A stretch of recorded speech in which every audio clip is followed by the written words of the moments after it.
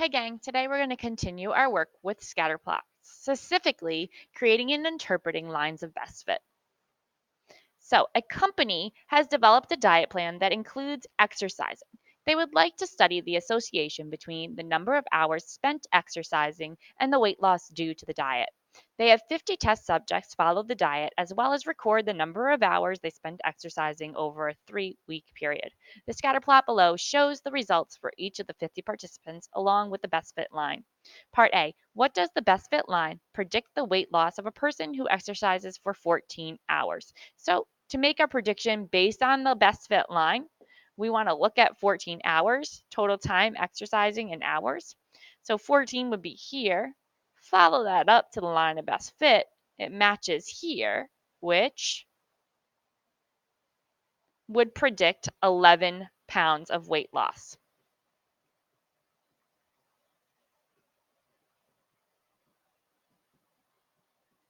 Okay, so you can use your line of best fit to make a prediction for points that aren't necessarily on the scatter plot because those points are just samples that match the statistical study. You can use the line of best fit to make future predictions. Part B, estimate the y-intercept of the best fit line. Give an interpretation of the y-intercept within the context of the problem. So we have to find the y-intercept, and in this case, the y-intercept is right here, and it's at about 2. So remember that 0, 2. So the 0 represents the total time of exercising, and the 2 represents the total weight loss. So we can now interpret it that way. So we can say the y-intercept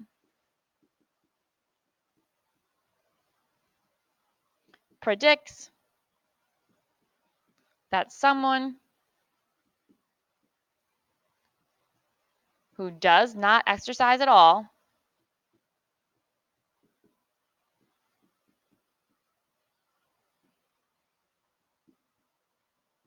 will lose 2 pounds on the diet plan.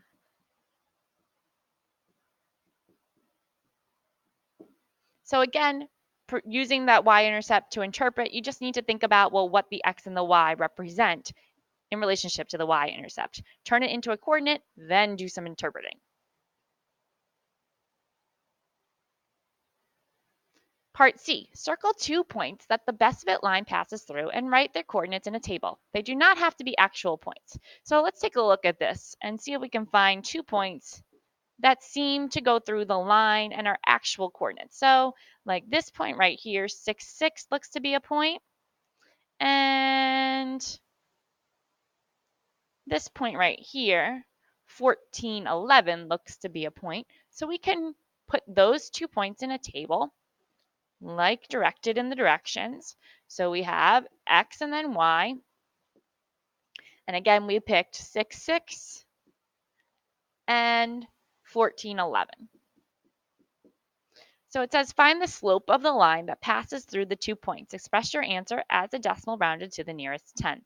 So 6 to 11 is increasing by 5, and 6 to 14 is increasing by 8. So our slope is 5 divided by 8, which I know is 0.625.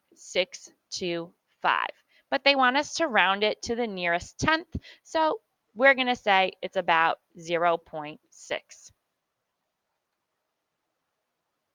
Okay, let's continue.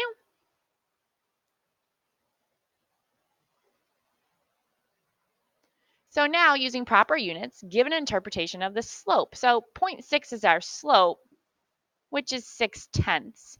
Remember, slope is rise over run, or change in y over change in x. So to interpret it, we can say that someone who exercises for 1 minute will lose 6/10 of a pound, or 1 hour rather, will lose 1/6 of a pound, because this slope is saying that it's going to change by 6/10 every time. So we can say for every hour of exercise,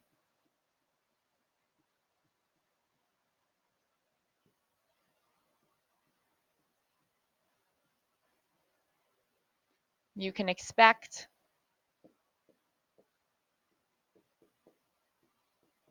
to lose 0.6 pounds, because that is the change in y over the change in x. We could say that for every 10 hours of exercise, you can expect to lose 6 pounds because it's 6/10, okay? But we want to talk about every hour. So that 0.6 would be the prediction for every hour. Then part F, write the equation of the line of best fit in y equals mx plus b form and use it to predict the weight loss of a person who exercises for 12 hours. So again, now we have our slope and our y-intercept. So y equals 0.6x because we found the slope to be 0.6, rounded 0.6 of course, but that's okay because that's what the problem asked. And our y-intercept, remember, is about 2, so plus 2.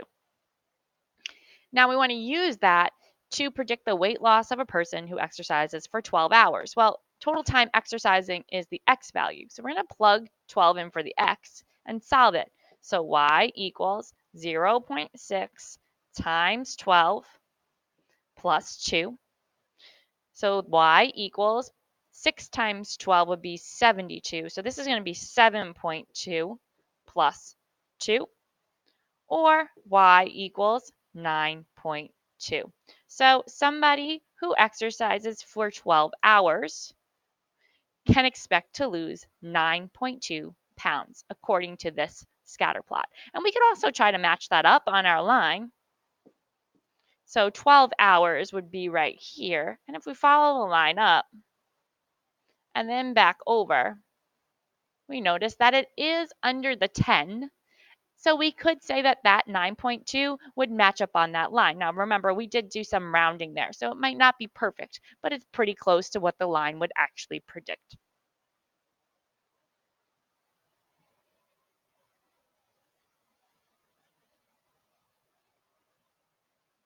Okay, so you are now going to try some problems on your own.